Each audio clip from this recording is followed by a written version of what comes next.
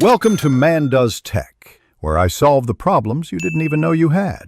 You start by preparing the system, enable virtualization in BIOS, update GPU drivers, and confirm Windows 11 or a Chrome OS build that supports Play Store beta. Once done, sign into your Google account and opt into the Play Store beta from the Play Store settings. This enrolls your account for the test channel.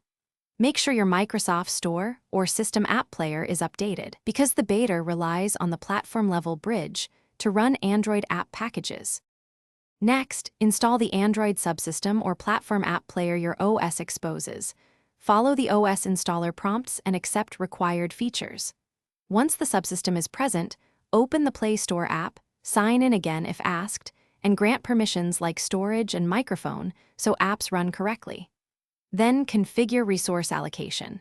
Set CPU cores and RAM, enable GPU acceleration if available, and restart the subsystem. This stabilizes performance and prevents app crashes during install and runtime. Finally, download your chosen apps from the Play Store beta and test them. Check input, notifications, and file access.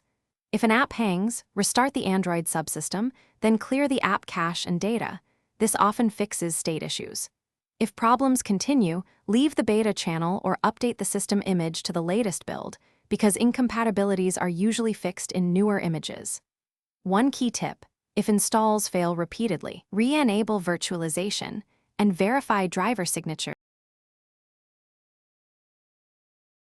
Thanks for watching. If you found this helpful, don't forget to like and subscribe.